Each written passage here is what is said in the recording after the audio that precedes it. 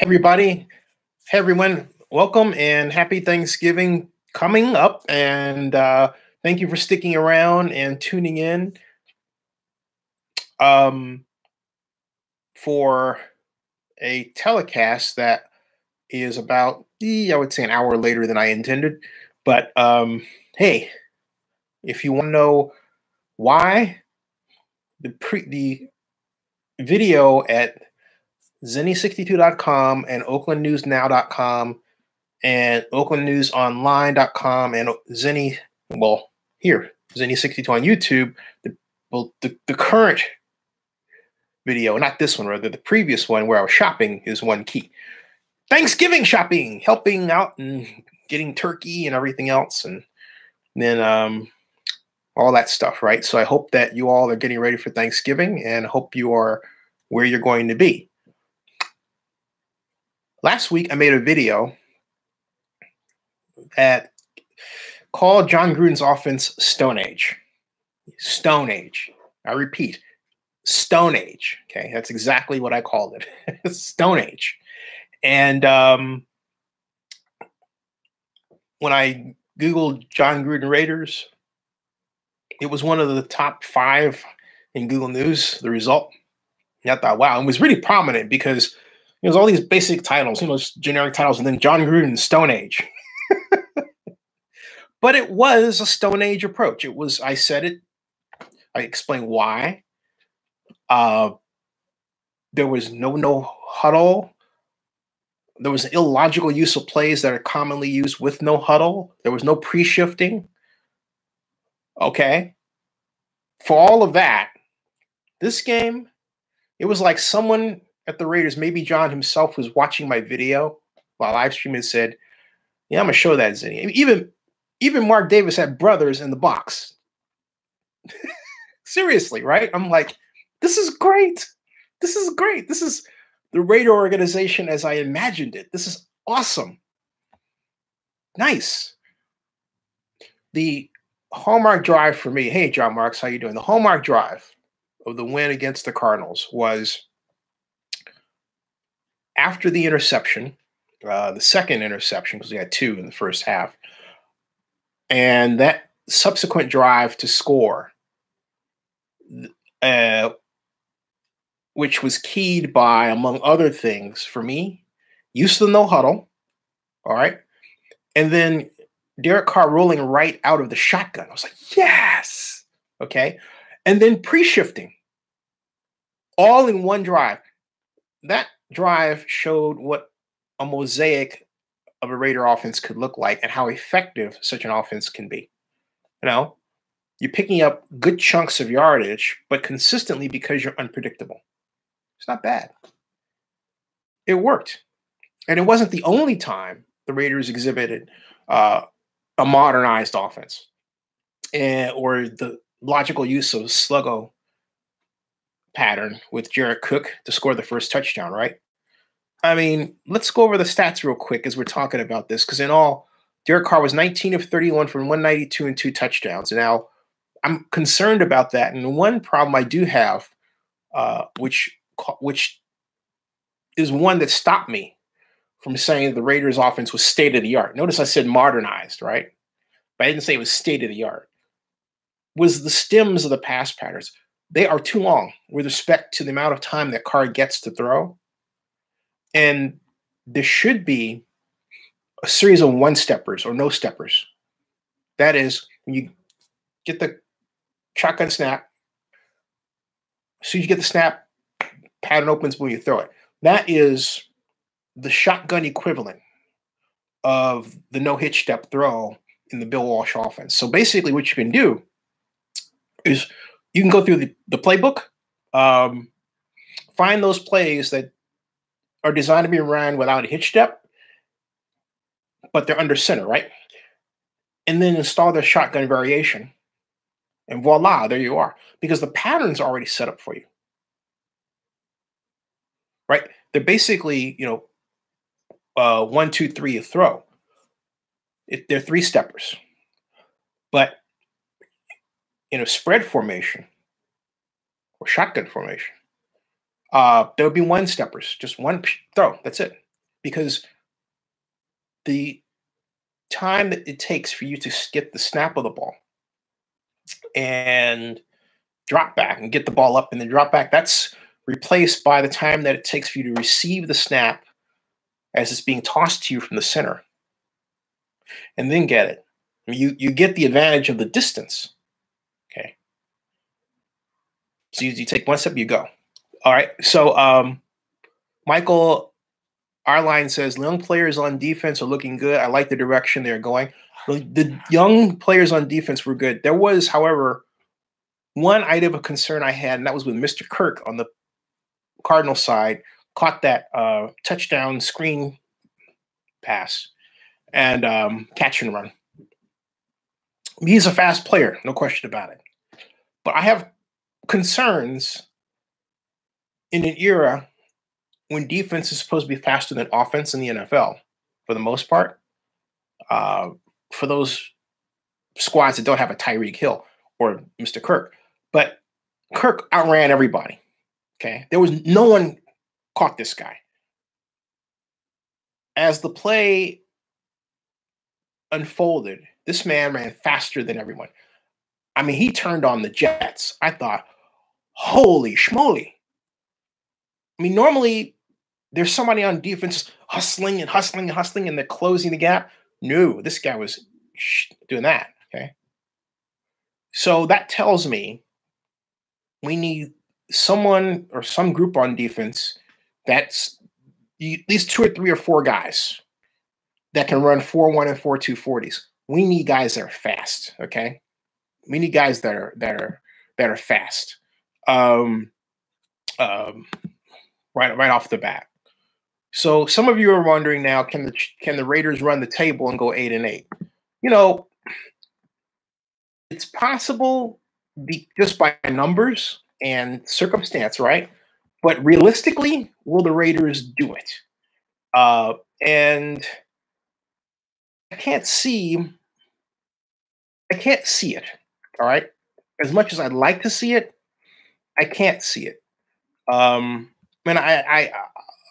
For example, John Marks just asked me, he says, so, who's the Raiders? There's a question, who's the Raiders' next opponent, right?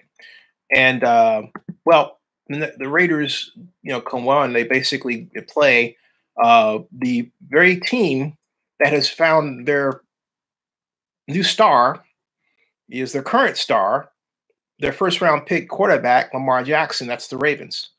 So basically, the Raiders will travel to Baltimore to play the suddenly rejuvenated, it would seem, Ravens, who beat the Bengals under the legs. That's right, the legs of Lamar Jackson.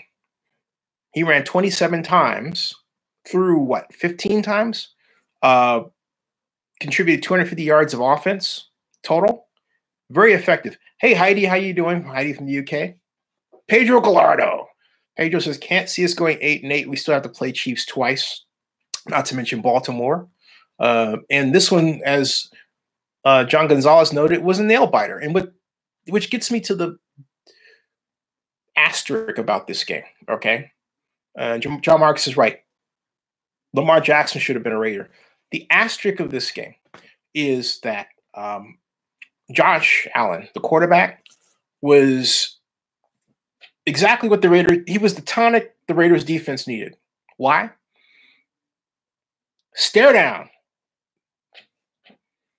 Intercepted. Stare down. Blocked. Stare down. Sacked.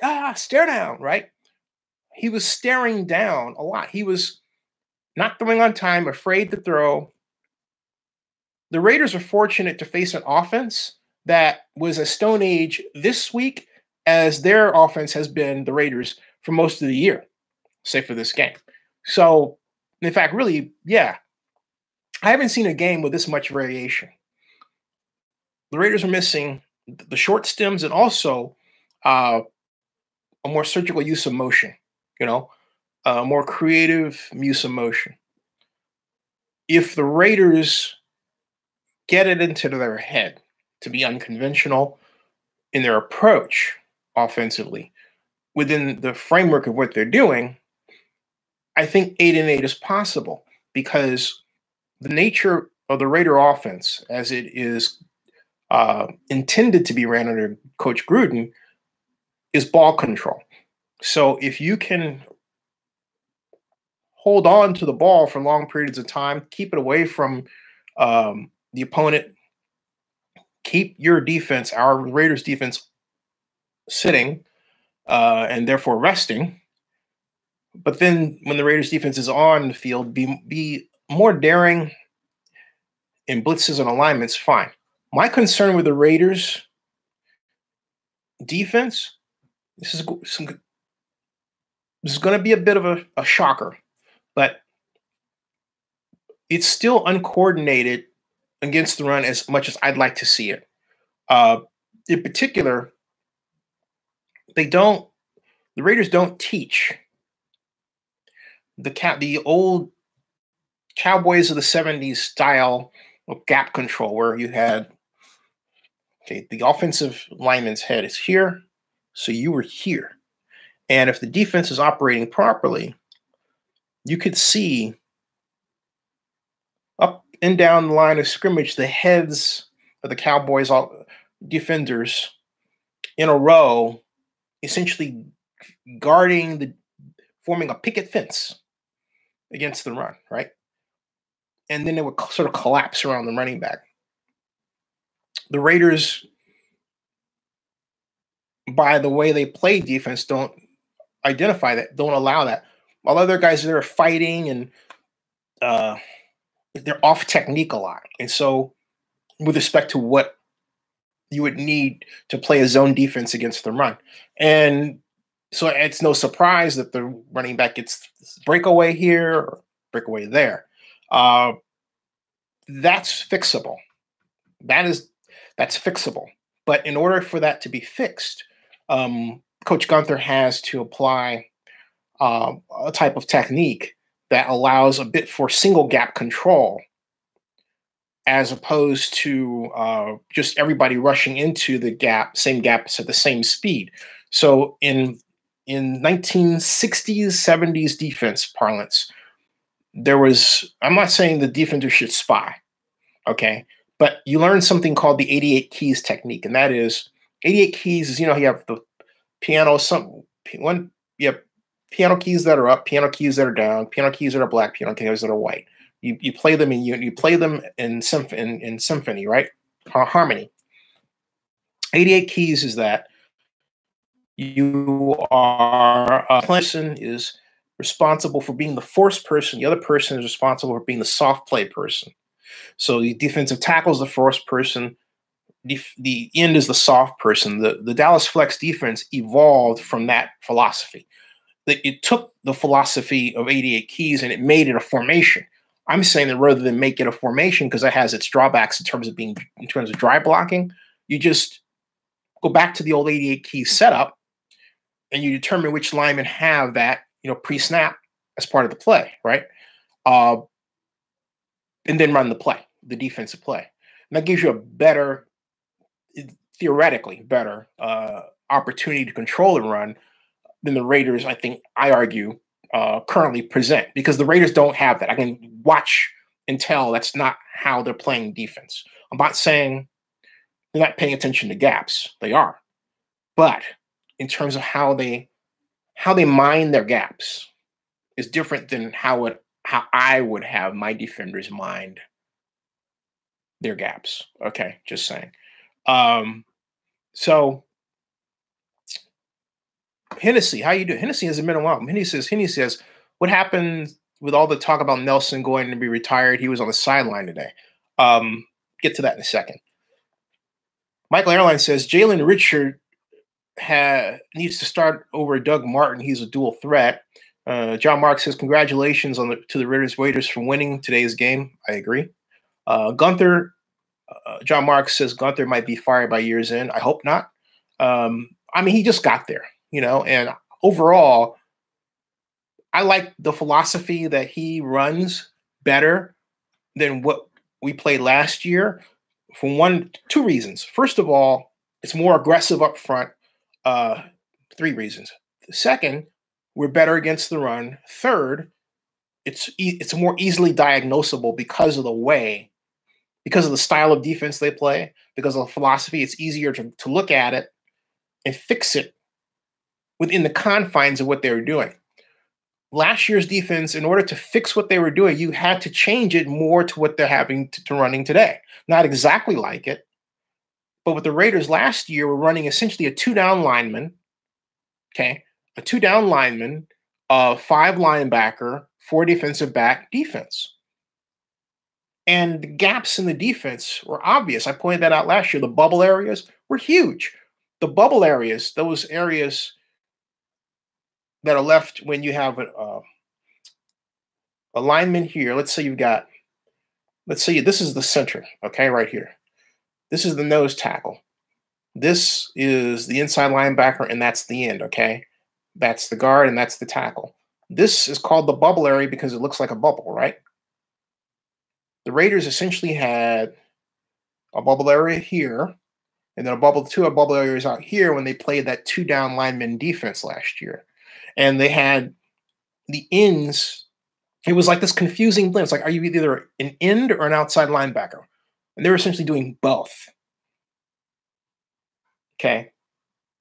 And my point is, you need to make a decision. If you're going to play a defense that stops the run, first, design it so that it stops the run first, rushes the passer, so you get your pressure, all right? And you have a better chance of stopping a long ball on first down and second down. Third down, when you go into your more of like what Coach Landry used to call your 4-0. In other words, 4-down linemen with how many defensive backs could be, right? Then you have your obvious pass rush, okay? In terms of rushing the passer to collapse the pocket, as opposed to stopping the run and then rushing the passer from stopping the run. It's a difference. My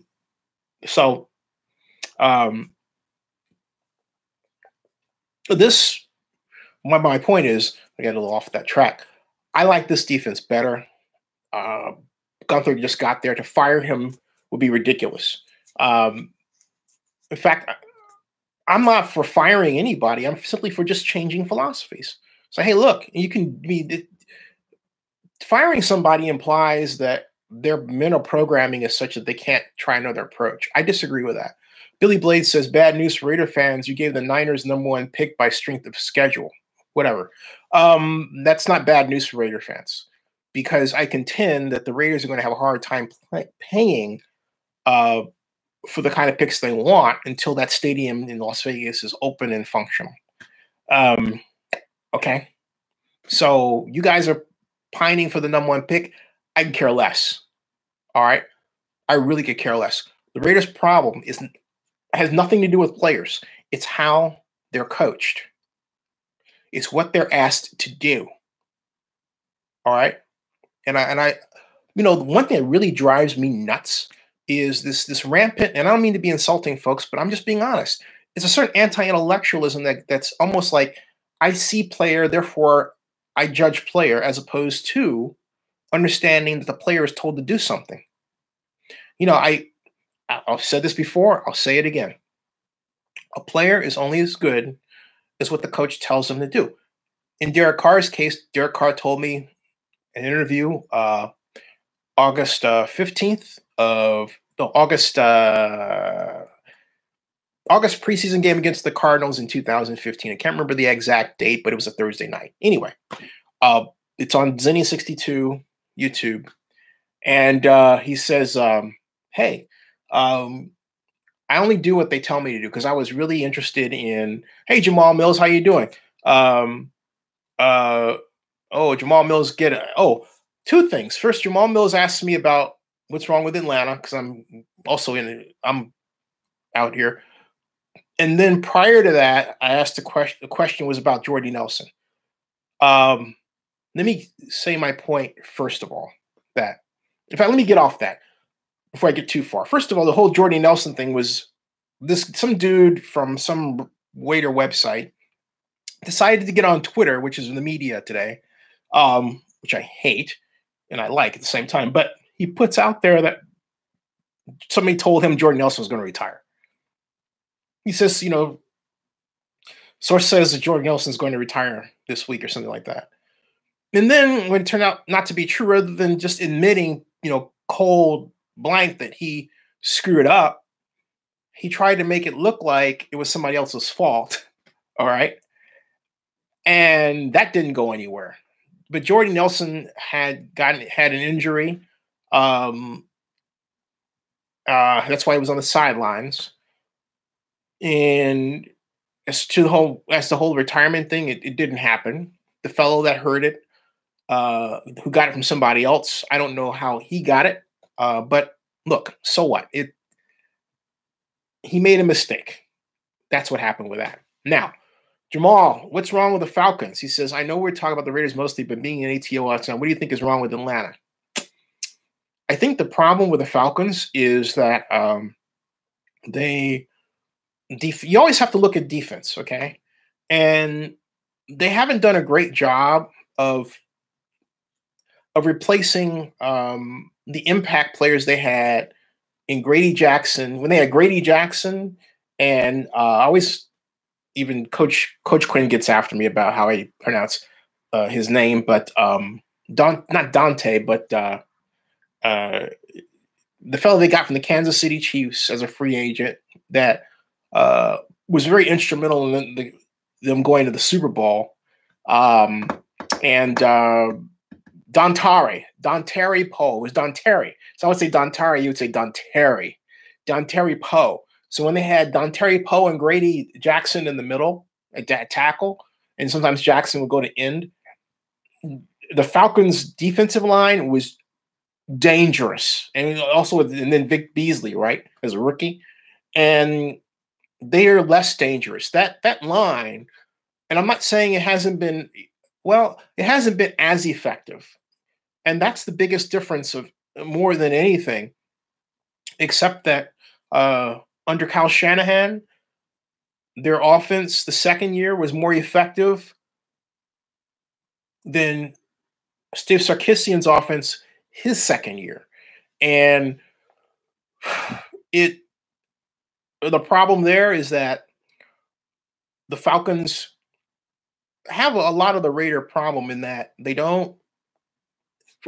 First of all, their blocking style in terms of pass is really great, but and they have some of the most talented wide receivers you ever want to see.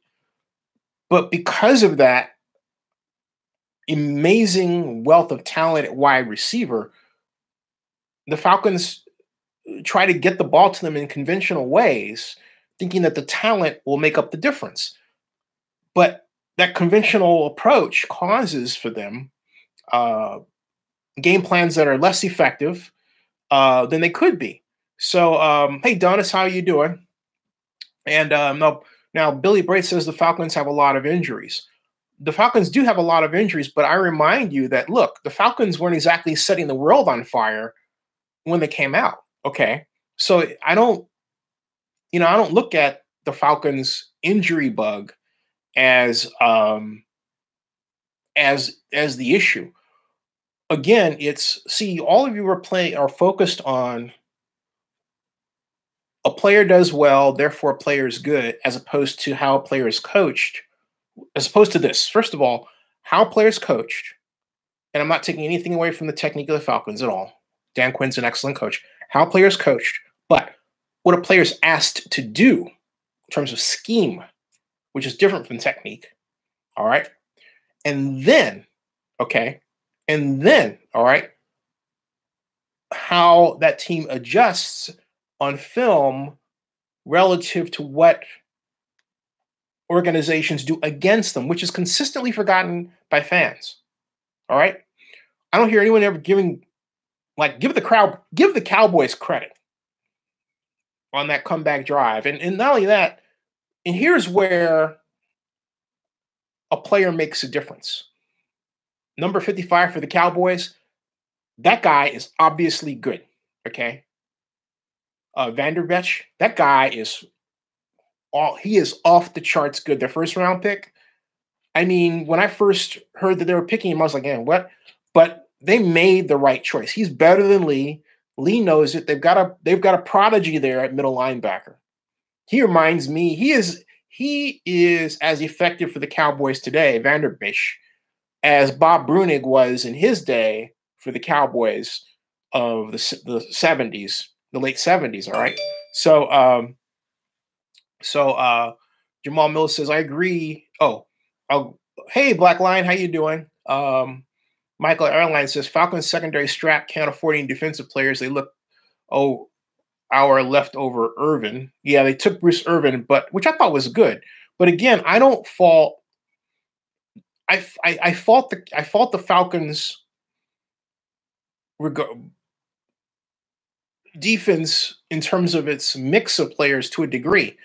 But again, a lot of the Falcons' offense problems have been on offense when you have to look. Defense is only effective if it's either stopping or if it's not on the field at all, right?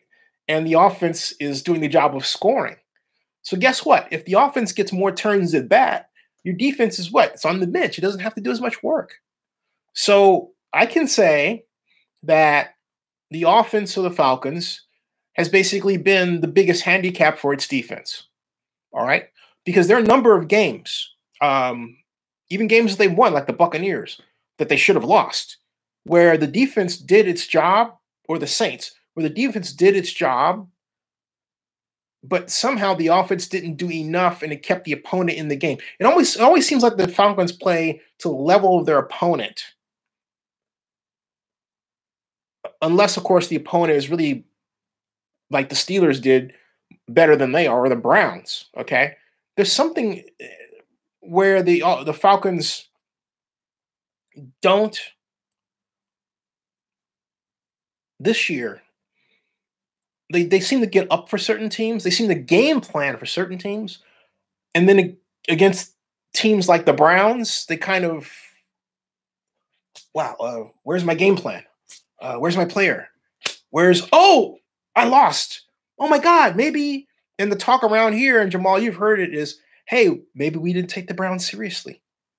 It's the NFL. Wow. You know what I mean? So anyway, Jamal Willis has an issue with Matt Ryan. Jamal Willis says Falcons fans out here don't like that they took Irvin. Bruce Irvin had some good years left in him. Yeah, Jamal, I've heard. That's interesting. You have that take about him because, I mean, I'm listening to the media, which has been really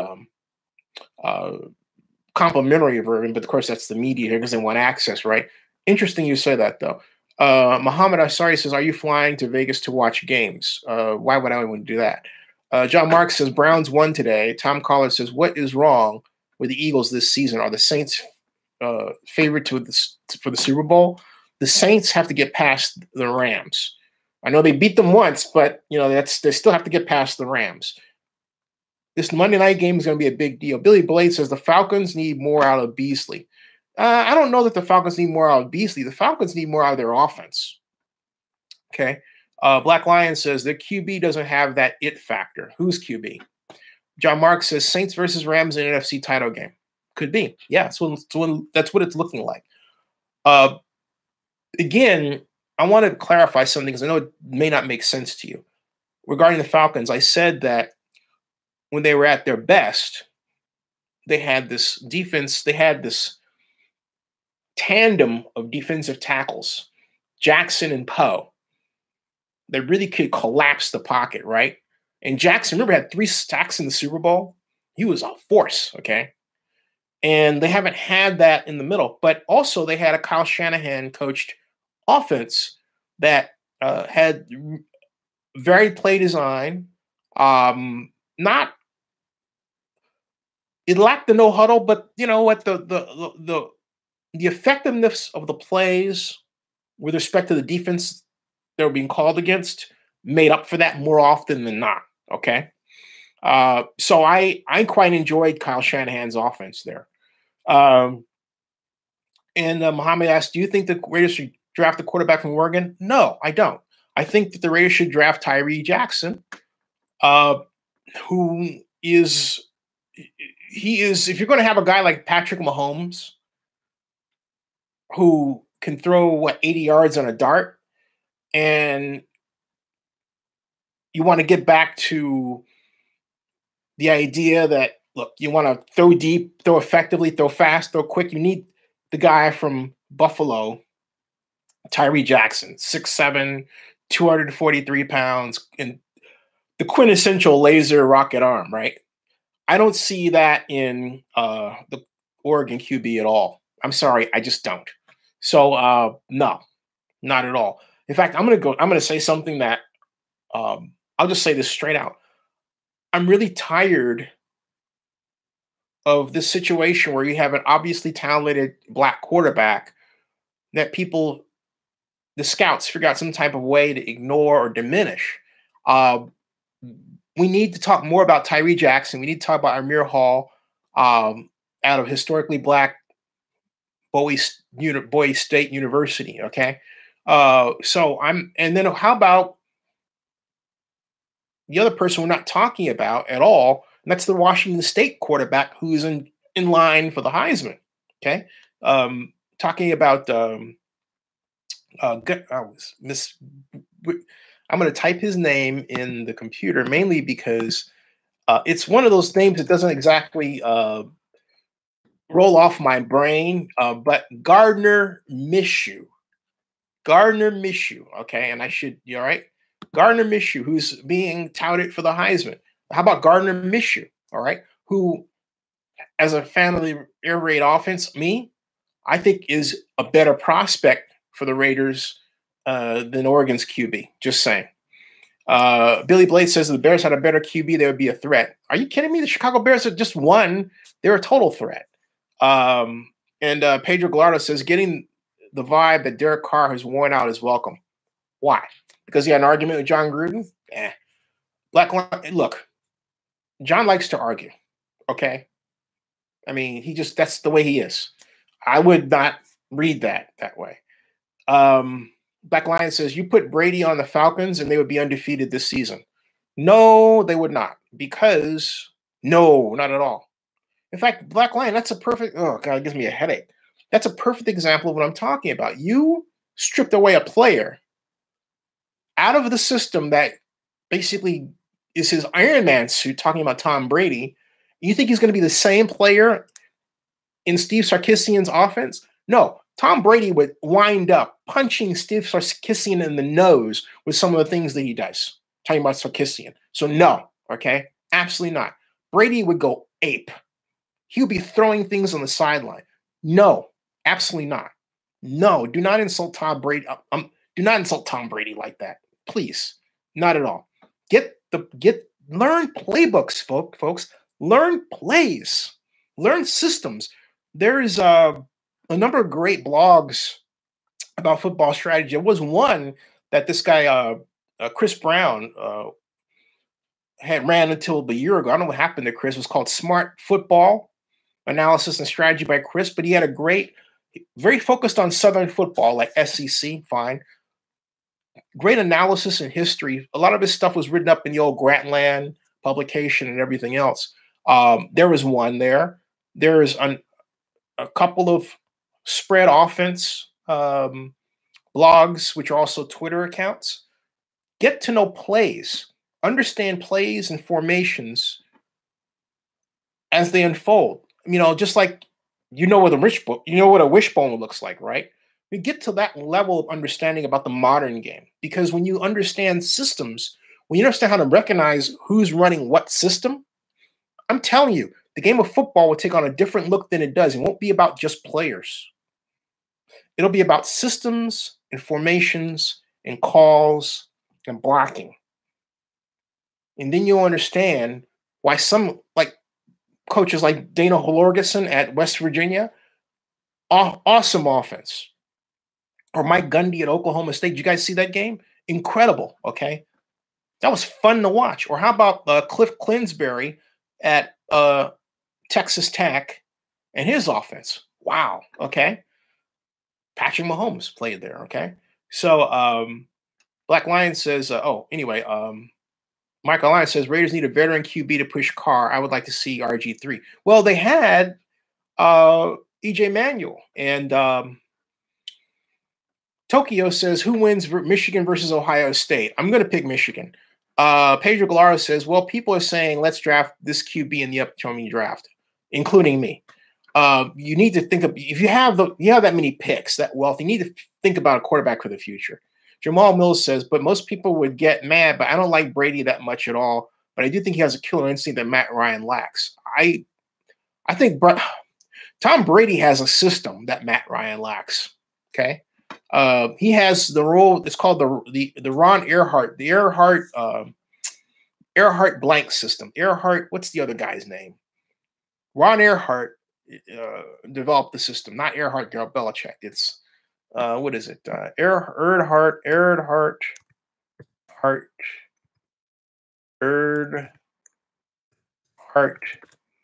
offense.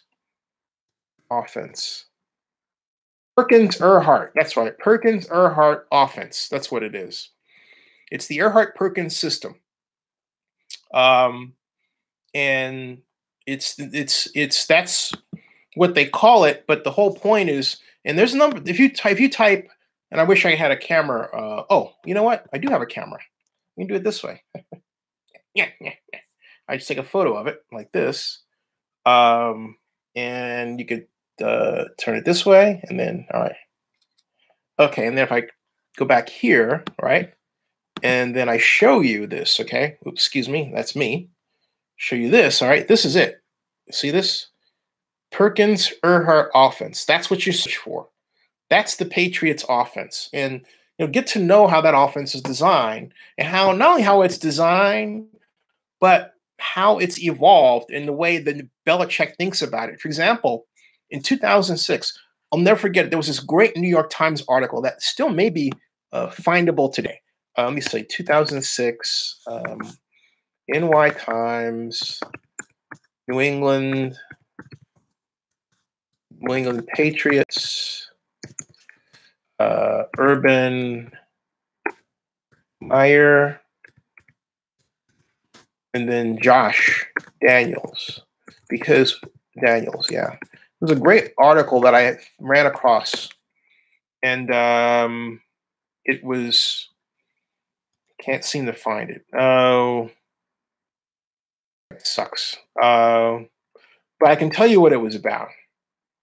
It was about how the spread offense. It was about how New England had sent Josh Daniels down to learn the spread offense under Urban Meyer. And it was a great example of how Bill Belichick was consistently making absolutely certain that his offense was up to date. This being 2018, I guess that happened so long ago. It's in the archives of the New York Times, and therefore it just doesn't, pop up like it used to. Okay. I say Josh Daniels, I meant Josh McDaniels. And so here's another one. It says, like Tebow, Patriots sharpened spread offense at Florida. All right. And this is what's written by Judy Bautista, actually, who I'm acquainted with. She covers the NFL Network, but she wrote this January 12, 2012. All right.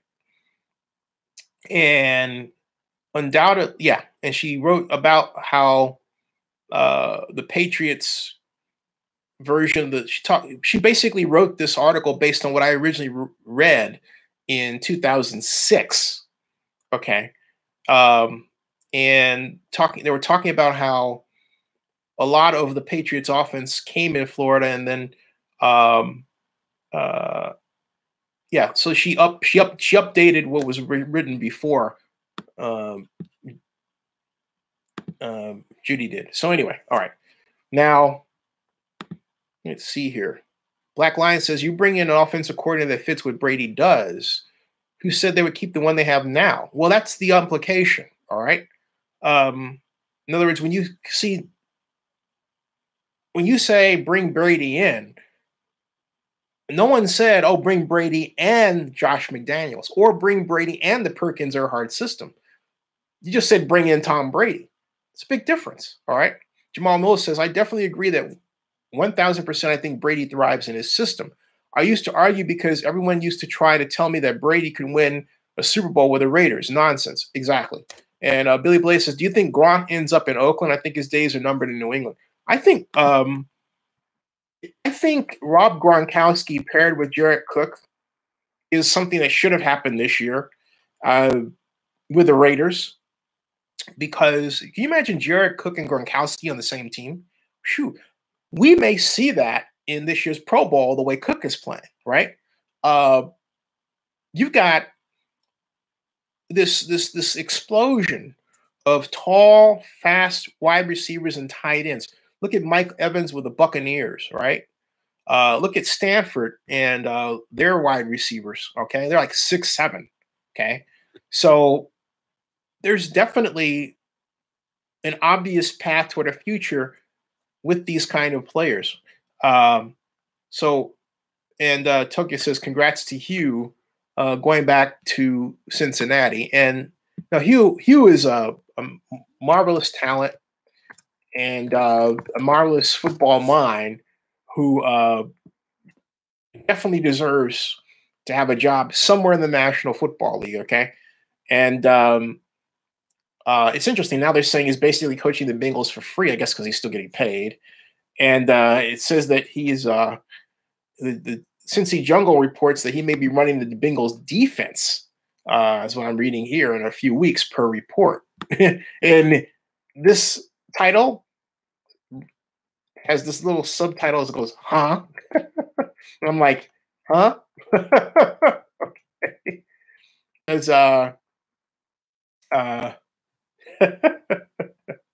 Jackson, his title is special assistant to the head coach, and it may very well be defensive coordinator. So let's see how that works. But I'm glad to see that he's being taken care of. He deserves it. Although I still think, and I hope Hugh learns from this, and I hope he gets another head coaching gig, and the next one he gets, he doesn't let his offensive or defensive coordinators run the show. Unless, of course, he wants them to run the show. He just wants to be the administrator like Jim Lee Howell, the New York Giants, when Jim Lee Howell had his offensive coordinator was Vince Lombardi and his defensive coordinator was Tom Landry. Okay. So, all right. Pedro Gallardo says, Billy Blade, is too late for us to get Gronk. There's a scouting report the Raiders did say they like him, but they didn't know why we didn't draft him. Black Lion says, would love to have Hugh back in Oakland. Yeah, I would too. I would too. This is short. This is going to be a short. I'm going to cut this off in about 5 minutes, mainly because of get ready for tomorrow. Got family coming in, all that sort of good stuff, right? Good stuff. Good stuff, all right? So, question for the brethren. Question. My question is this to all. If the Raiders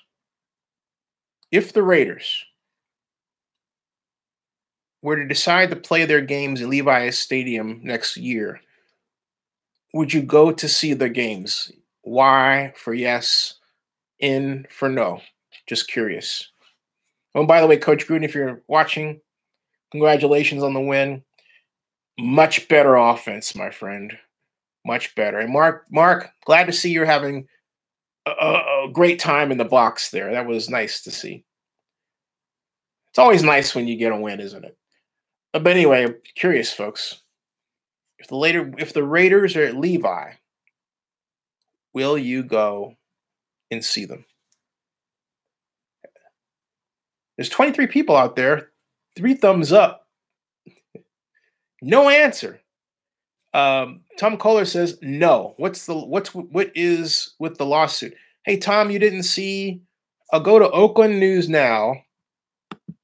OaklandNewsNow.com. There. Wait a minute. Excuse me. Yes.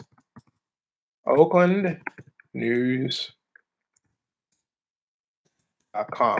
All right. But Okay, and then you can see it's actually the second article. But I'm told that the lawsuit should be ready by December, if not before. Okay. And it's not about the Cleveland. It's not about the name, not about the logo. All right. It's about money. Or as if you ever watch Gilligan's Island, Thurston Howell the third would say, money. It's money. Gilligan, it's about money. You know, I got to rub it all over myself, you know, Gilligan. It's money. It's about money. Money. Lots and lots of money. There you go. It's a great show. I'm going to guess that maybe half of you watch Gilligan's Island. Okay, fine. If you ever have a chance on YouTube, just type Gilligan's Island. There's all kinds of replays. There's my favorite was Marianne, Don Wells. But yeah. At any rate, before I get too far off on that, in fact, John Marks, you around? Did John Marks leave? I got to get with John Marks and talk about doing a show around Comic-Con or something. And I got to do some more stuff around tech too. I've credentialed, Zenny 62 Media is credentialed to cover CES Las Vegas for this 10th straight year in a row. So you happen to be watching this, seeking sponsors for the 10th straight year's press at CES Las Vegas. 10th straight year. Really excited. All right. No one answered my question about the whole. Well, actually, Tom Kohler did. Tom Kohler did, and he said no, and then I answered his question about the lawsuit. I think. Did I, Tom? Maybe not. Did I, Tom? Now, as far as John Mark says, I remember Gilligan's Island. It's the show that replaced Charlie and Humphrey on KTVU Channel 2. And Tom Collis said, right, yeah. I remember it as a little more than that, but yeah. It was a Sherwood Schwartz production. Hey, by the way, speaking of old shows and new shows and movies and remakes, this movie was released June 3rd of 1963, and it is arguably the greatest giant monster movie of all time. King Kong versus Godzilla. Now, King Kong versus Godzilla, as of November 12th, started filming in Hawaii. That's right. King Kong versus Godzilla. Now they call it Godzilla versus Kong. Oh boy, I can't wait. Okay. Yeah. John Mark says Godzilla versus King Kong. Or they say Godzilla versus Kong. I don't know why I took the Kong. I don't know why I took the King out of Kong. Is that foreshadowing? Is that their way of telling us that Kong is not going to be king and therefore he's going to lose to Godzilla? And then the one before that is Godzilla's king of the monsters, and so therefore, you know what I'm saying, right? If Godzilla's going to win, I say this, yes, because the original version they made it look like Godzilla lost. And then there was another remade version where it was like a draw. I said, no, I want Godzilla to win, man. Come on. Black Lion says, I got Godzilla. Yeah. I mean, how can you pick against the guy that has atomic breath? I mean, right? I mean, come on. That just doesn't make any sense, all right? That's like trying to pick against Ronda Rousey with the armbar. You just don't do it. Jamal Mills has King Kong. Why does that figure for Jamal Mills? Even though I haven't met him in person, why does that add up? I don't know. All right, it's 1:54, folks. I gotta jam. I'll see everybody later tomorrow. Thank you all very, very much for tuning in and sticking around and all that good stuff. All right. And if you just joined us, Tom Collins says he thinks they're teaming up. Yeah, you know what? Tom, I got the same impression because the synopsis basically, in fact, let me find the synopsis real quick to read it before I go to bed. Godzilla. I don't want to screw it up. Godzilla. This is Kong synopsis. Got it. And it goes like this, okay? Let's see here.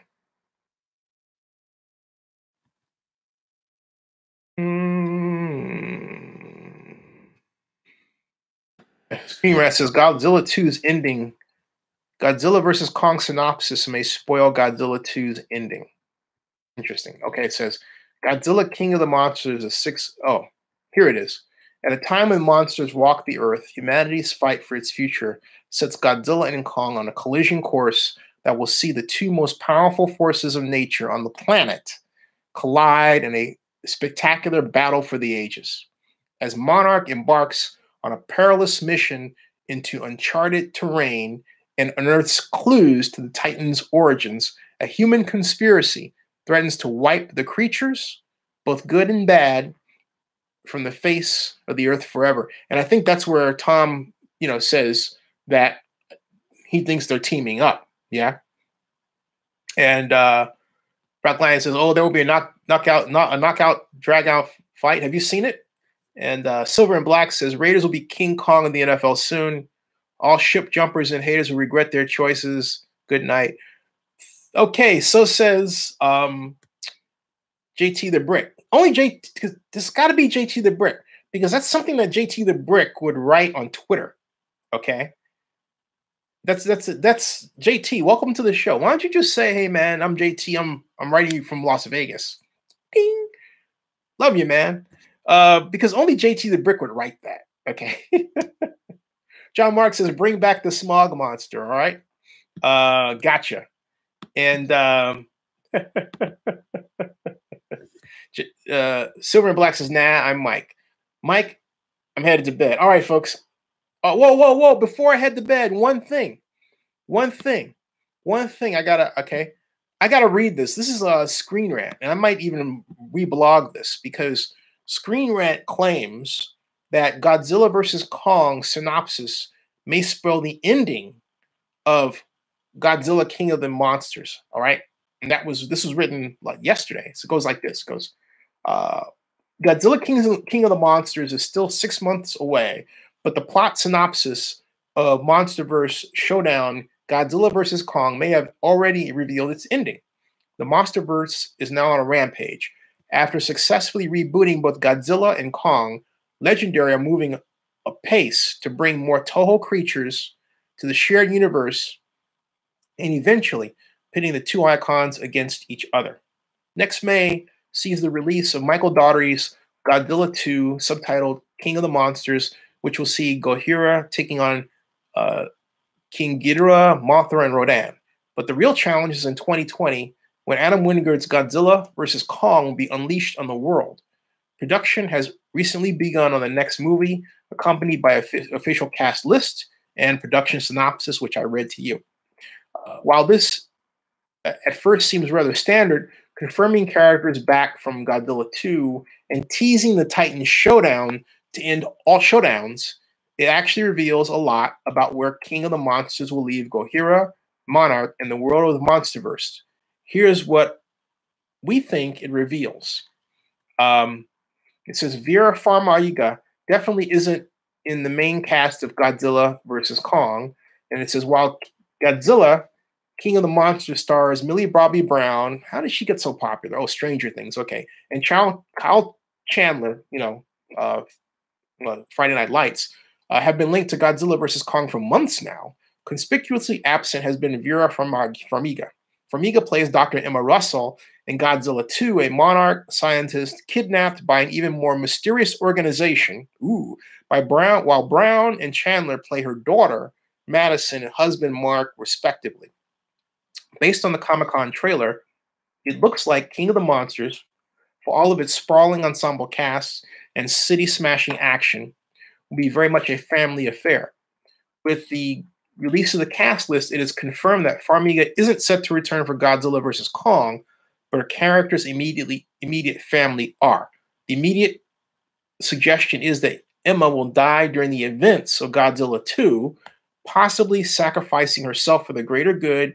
Given her character has such an immense knowledge of the creatures, that role would certainly make sense. Of course, it may also just be a sign that the character has disappeared, or perhaps we'll have a smaller, even surprise role in the team up, something that would chime in with theories on a very close connection to Mothra. All right. Then it says Monarch's rivals survived Godzilla 2. It says while the MonsterVerse films are sold on their titular icons, each one has endeavored to provide a human story as well. Indeed, each movie has attracted an impressive cast. All right, they would list the cast. All right, blah, blah, blah. For Godzilla versus Kong, that story will involve a divided humanity making a final stand, with Monarch trying to learn about the Titans as another attempt to destroy them. That'd be pretty standard stuff for a versus movie, except that it comes in the footsteps of Godzilla, King of the Monsters. As already discussed, the film will see multiple factions vying for control of the monsters, while Monarch opposed by the shady group who kidnapped Emma Russell. While not much is known about this organization, which appears to count Charles Dance among their members, their motives would certainly fit as being the group trying to wipe Titans off the face of the earth, meaning that while Ghidorah may be defeated, the real puppet masters may not. Okay, page 2 of 2. What Godzilla vs. Kong synopsis reveals about the monsters. Okay, this is pretty interesting. So you can see, I'm saving you time. It says, monsters walk the earth. Perhaps the most intriguing but also potentially misleading wording in the Godzilla vs. Kong synopsis is the introductory setting and a time when monsters walk the earth. While it's quite clear that the MonsterVerse is already in that time, both Godzilla movies have seen entire cities decimated. There's an indication of something more. The suggestion seems to be that monsters are rampaging, completely realigning the Earth's order. This would be a bold starting point for a kaiju film and most certainly a striking end to Godzilla, King of the Monsters. Based on everything known, Godzilla 2 will ultimately come down to Godzilla, Rodan, and Mothra attempting to stop Ghidorah. Even if they succeed, the world would still have 3 giant creatures to deal with, and many more are teased on Monarch's website. It would be an interesting choice to have this lead to them being part of the ecosystem once more, making the fight between the kings of apes and monsters a much grander, more apocalyptic battle. How the MonsterVerse actually categorizes its creatures has evolved a lot over what is presently just 3 movies. In Godzilla, they were Mutos. That's why he goes on this about this thing here. Okay, and says that Godzilla may have more in store. Now, it's pretty good. All right. Now, here's my point about that. That's interesting. As I read that, I think this. I'm gonna now close out, but in that, it may also mean that if the Earth has evolved to a point where they're just these giant monsters, that means King Kong may have grown to be pretty freaking big. You know, in other words, he has to scale up in order to meet his peers. In if you saw Godzilla, you saw Kong Skull Island. Kong was described as an adolescent, right? So, if Godzilla is if Kong is an adolescent, and an adolescent, the definition of adolescent age is between 10 and 19 years. And so that's like where you start growing. So maybe, let's say he's 10 years old and he's 100 feet tall. So if he's still growing, where's he going to be? If he's 10 years old, that's the 70s, right? Because that was like 1974. And Kong Skull Island was like 1974, somewhere in there in the 70s. This is the modern time. So now King Kong is an adult, an older, grizzled adult. Maybe he could be 3 times bigger, like 300 to 400 feet tall. So there you go. Just something to think about, folks. It's all fantasy, but it's fun. Good night, everybody. You always get a little bit more than football here. I'll see you later. And as John Marks would say, watch horror films. Keep America strong.